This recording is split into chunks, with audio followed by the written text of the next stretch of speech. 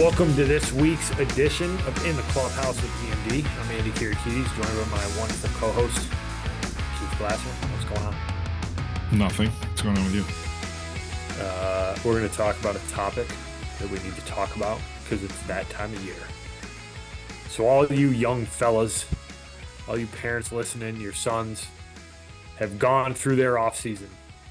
They've put in all this work, they've put in all this effort, and most guys don't do it in the season. And we're here to talk about the importance of making sure that you continue to, at bare minimum, maintain the gains that you got this offseason through the spring and into the summer. I think it's really tough to even put a grade on the level of importance here. I think it's paramount, and I think it's where a lot of kids get tripped up is they find reasons or find excuses to not get their weight room work in and not get their body maintenance stuff in. And, you know, they go 3 or 4 months, they're busting their butts. They see velo gains, they see muscle gains, they see speed gains, and then they get into the season. And by the time June rolls around, they're down 6 pounds, velo's down, they're hurting, body sore. And a lot of that can be cut off by making sure that you have a plan for what you're going to do from an off-field baseball perspective as you get into the season here. Would you agree, Coach? I concur. You're going to have to do, if you aspire to play college baseball, you're going to be lifting in season when you get into college baseball. The earlier that you can start to do that and get used to it, the better off you're going to be. But to your point, I think one of the biggest things, especially from I think for first year players or freshmen at the college level, the amount of weight loss over the course of the season is substantial. I dealt with it. You probably dealt with it. Pretty much every freshman I ever coached over 16 years lost a substantial amount of weight because they're not used to the travel. They're not used to the being able to, like, having to eat and not weightlifting and doing some of those things that that they're just not used to. I remember my freshman year, I think I lost like almost 17, 18 pounds. As I got older, I got bigger and stronger and faster, or not faster. I probably got a tick slower, but I got bigger and stronger. And then I was able to cut down how much I was losing over the course of the season because I was in the weight room during the season. And that was probably a big thing, a big change for me. And that, for younger players, especially at high school, like you spend, November, December, January, February, parts of March in the weight room, getting ready for all of this stuff. And then all of a sudden, like, April hits and it's like, yeah, we're not going to do this anymore. So you just we'll do it again in November. Like, no, you should, you don't have to be in the weight room 7 days a week or 6 days a week like you were, but you need to be continuing in the weight room to maintain the stuff it is that you were doing. And you should talk to the people you were lifting with and be like, hey, is there an in-season program that you have that I can get on? Like, I'm not going to be able to lift 7 days a week, but I can get in the weight room 3 days a week. Like, what would that programming look like? To be able to kind of maintain all that stuff so that you make sure that you're staying healthy over the course of the season. And, you're right, not only from a velo dip standpoint or a weight loss standpoint, but from an injury prevention standpoint. Like, the more that you can stay on top of your health and well-being, the higher or the lower your risk, of getting injured. So, being able to do those things is just, I would say you're a lunatic if you're going to do this for 5 or 6 months and then just stop cold turkey and think that you're going to be able to pick back up and everything's just going to be fine. Like, you're going to have to continue to do something in order to maintain what it is that you just built up. So yes, it's paramount. Yes, it's something that you need to do. You're going to have to do it when you get into college anyways. And the earlier that you kind of learn to do it, the better off it is, for you. And, it's, I always, when I was coaching, like, we would lift usually 3 days a week.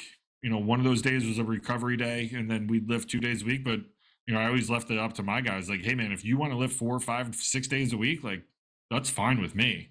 But just from a a pure program standpoint, like, you know, because you got class, you got travel, there's a lot going on, right? Like, you can't necessarily get in the weight room all the time. But the point is, you know, you're going to be lifting in college if you aspire to do it. Get used to it now and start doing it so your injury prevention goes down and all your gains stay where you want them to be.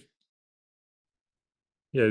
In addition to the injury prevention and the maintenance piece, like here's another way to look at it for the vast majority of guys, like specifically if you're a 2026 and a 2027 or a 2028, right? You don't have time to not get better. Mm-mm. Like you could put it as simple as that. Like you're going to take 3 months off of your physical development, which for most kids, and we've talked about this a bunch, most kids, the biggest gap is that they're not physical enough. You don't run Right. fast enough. You don't throw hard enough. You don't hit the ball hard enough. You don't look good enough in a uniform. You don't weigh enough. Like you're not strong enough. Like that's usually the gap for most kids.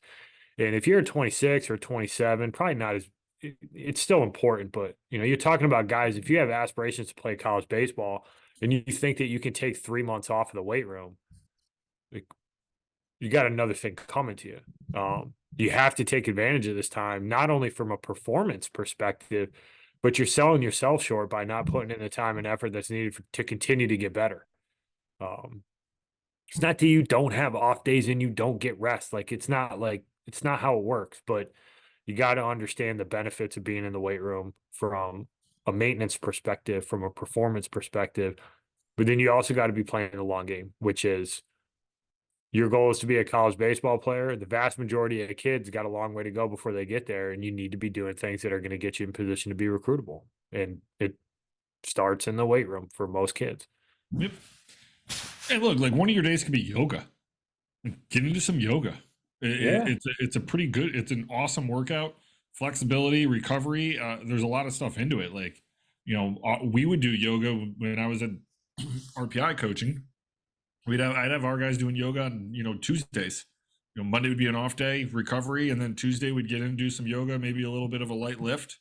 You know, but like even that is just as good as being in the weight room, because you're getting recovery, you're stretching, there's mobility, there's a lot of things going on in there that are paramount to what it is that you're trying to maintain and do over the course of the season. So, you know, it doesn't necessarily have to be like, you know, going in like, you know, Charlie, you say your meathead's just smashing weights on every single time you get in there. Like there could be functionality behind it. There could be, you know, yoga. It could be sprint work. It could be a quick 25 to 30-minute workout versus a super long one. You know, so it's my point is I think that you know, consult with people that you've been lifting with, working out with, whatever it might be, to get, you know, what you should be doing in season, because it's going to change. Like it's going to get modified for what you're doing in season and stuff like that. So, you know, but to think that you can just, you know, kind of quit it cold turkey and not do it is the wrong mindset. You need to be in there to make sure that you're maintaining what it is you built up, and also making sure that you're continuing to develop so that you can get to the ultimate goal, which is playing college baseball. When you said yoga, all I could think about was the Curb Your Enthusiasm episode. I noticed you didn't say namaste. Yeah, not a namaste guy. Such a great show. All right. I think we got our point across with that. If you're a high school kid, make sure you are in the weight room, bare minimum, getting yourself at least to the maintenance phase. Reach out to your coach, put together a plan. It doesn't have to be wild and crazy. It just needs to be consistent. Get in there, get after it. Good luck this season. Anything else?